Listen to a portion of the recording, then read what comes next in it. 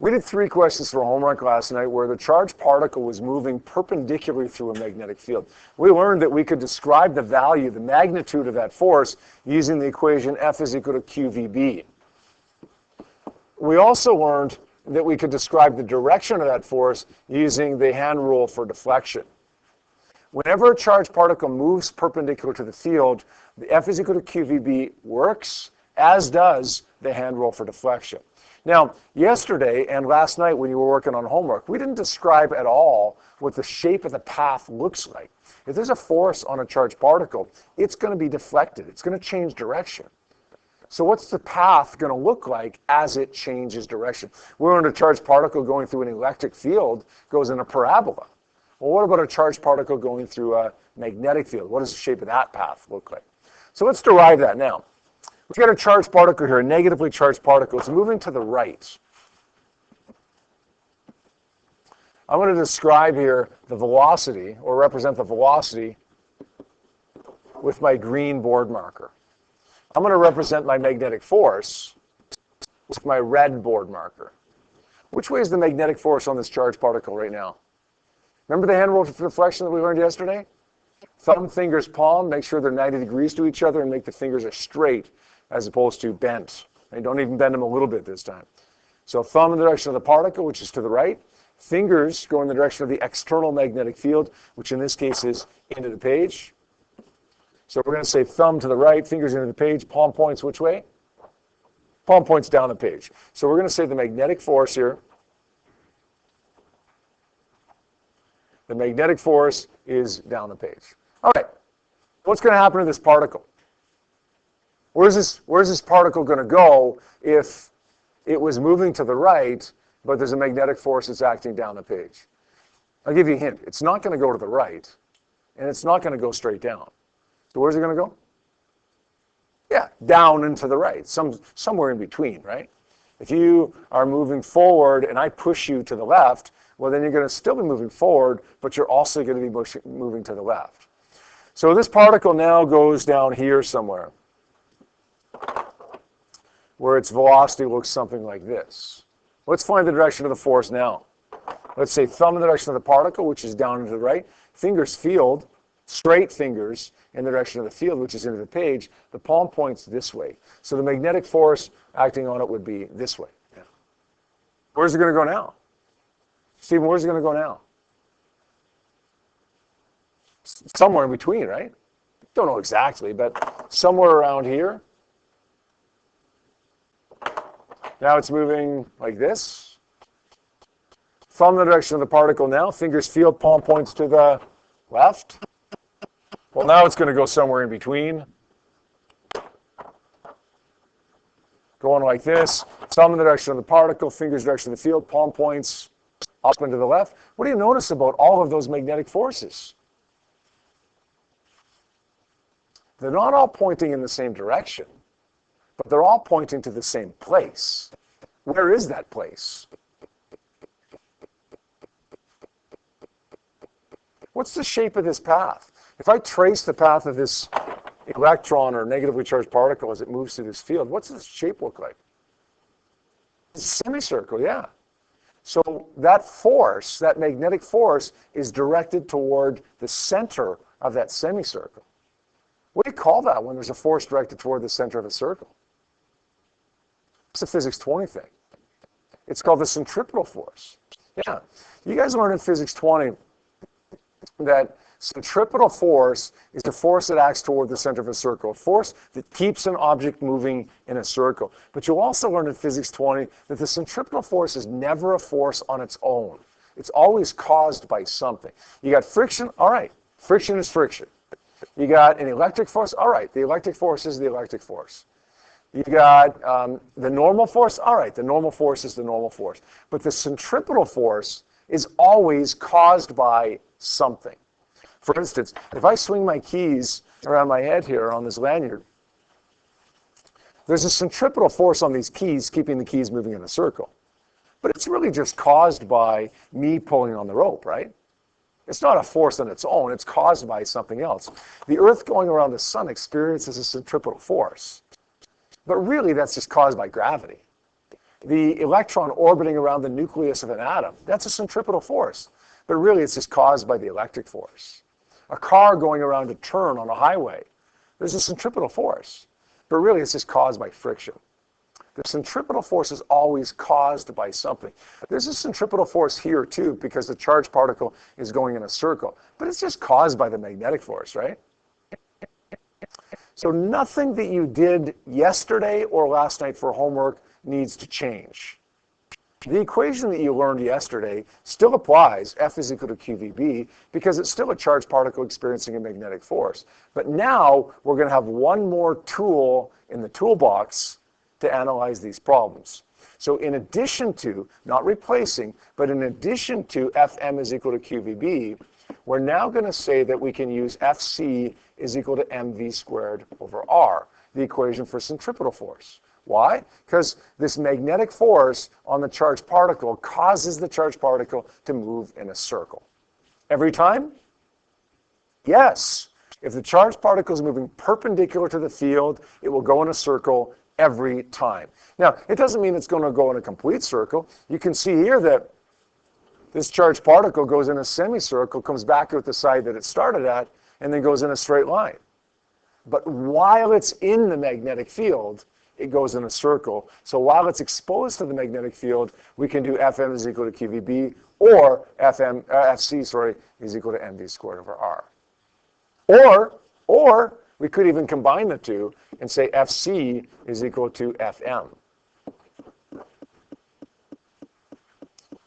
Now, I want you to take note of something. On your data sheet, you're going to see F is equal to QVB. That's there. You're not going to find Fc is equal to mv squared over r on your data sheet. It's not there. So what you have to do is either remember that equation, because you're going to use it lots, or you have to derive that equation. On your data sheet, you see an equation for centripetal acceleration, and you see an equation that really is just Newton's second law, A is equal to F over m. If you set those two equal to each other, F over m is equal to V squared over r, and rearrange it, then we get the centripetal force equation, F is equal to mv squared over r. So you choose. You derive the equation from these two equations that do appear on your data sheet, or you remember that equation. Just a word of caution, though, if you're going to memorize the equation, there's two common mistakes here that are commonly made when you're memorizing this equation, especially when you're looking at 3.5 hours into your diploma exam and your mind is kind of mush now, right? Here's what people will do. Instead of writing mv squared over r, people will sometimes write mv squared over r squared. They'll mix up Coulomb's law with the centripetal force equation. It's not mv squared over r squared. kq1 q2 over r squared for electric force, but this is mv squared over r, no squared on the bottom. The other mistake that people make, this one sounds silly, but people do it. Again, because you've studied for hours, you've remembered so much stuff going into your exam, you've been working for 3 hours, you're just tired. Now, people start writing Fc is equal to 1/2 mv squared over r. What are you getting mixed up with now? Kinetic energy. You may think you're never going to do that, but unless you're very, very conscious of writing the equation down properly, there's a decent chance you will. A decent chance that, for sure, some of you will do that, unless you are very, very conscious and deliberate about writing it down. Yep, question? In that scenario, Yep. is the object also going to move into the page while it's in the No, it will not move into the page while it's in the magnetic field, because the magnetic field is into the page, but the force is toward the bottom of the page, initially toward the bottom of the page, and then to the left and so on. The force is toward that central spot right here. So if the force is to this spot, there's no way this particle is going to move into the page. Don't get it mixed up with an electric field.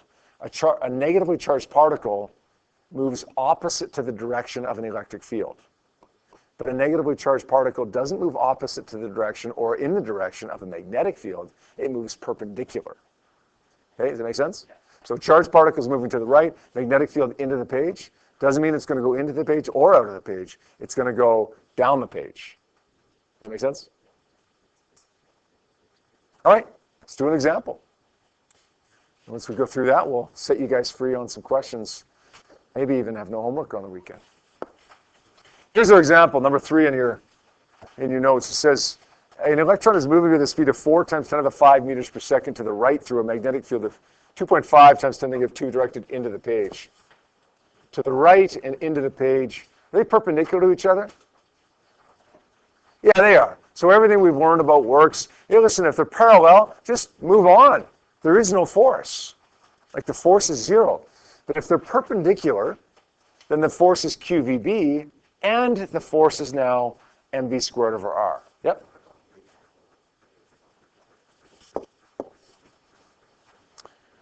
Yeah, I'll tell you what. Here's a little rule of thumb.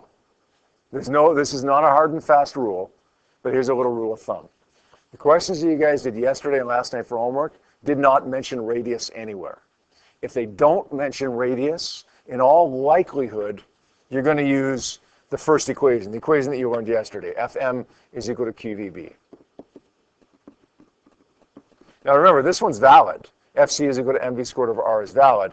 But if it doesn't mention radius, you're probably going to use the first one. If it does mention radius, like it does in this question, you're looking for the radius, then in all likelihood, you're actually going to use this equation, not mv squared over r, but rather the combination of Fc equals Fm. That's what I'm going to try first. If that doesn't work for me, then that's okay. I'll try one of the other ones. But I'm going to try that first because usually when you're looking for radius, that's what you end up using. So I'm going to try that. Fc is equal to Fm. And I'm going to say Fc is equal to mv squared over r, and Fm is equal to QVB. Now, we could simplify this a little bit because V appears on both sides. The V on the right side disappears, and one of the V's on the left side disappears. So I've now got mv over r equals q times b. Now I'm solving for r. It's on the bottom. I got to get it to the top before I solve for it. How do I take it to the top? I'm dividing on the left side, how do I get it to the top on the right side? By multiplying. So it becomes mv over q times b times r. And now I've got to get rid of the q and the b. Get rid of those by dividing. It becomes r is equal to mv over q times b. The mass of the electron is 9.11. And v is 4 times 10 to the 5 meters per second. Q is 1.6 times 10 to the minus 19. And make sure, again, when you're dividing the bottom, you use the brackets on the bottom. Times it by the magnetic field of 2.5 times 10 to the negative 2 Tesla.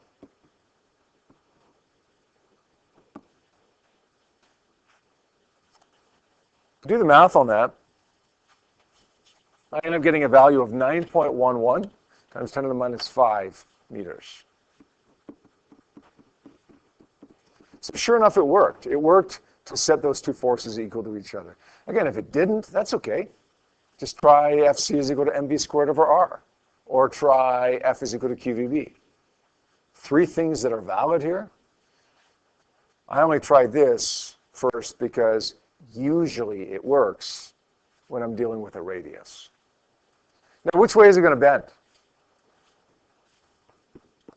Here's the magnetic field into the page. We got a negatively charged particle that's going to the right. Which way is the force on it? Hand rule for deflection, thumb direction of the particle, fingers field. Emily? Yeah, it's going to be down the page. Palm's going to point toward the bottom of the page.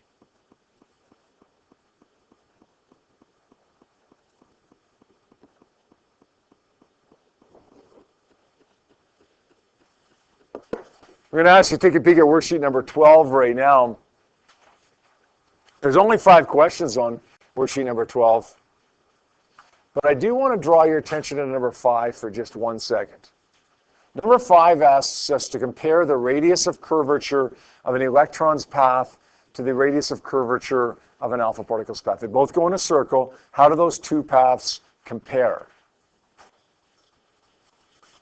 The best way of comparing two things, numerically that is, and you're going to have to do this, a few times this year, is compare two things. The best way is to divide. I want you to think some synonyms here, like a little thesaurus. The word compare means divide. Compare, ratio, divide. They all mean the same thing. So we would say the radius of the alpha particle's path here divided by the radius of the electron's path here. Now, sorry, other way around, right? Radius of the electron's path to the radius of the alpha particle's path.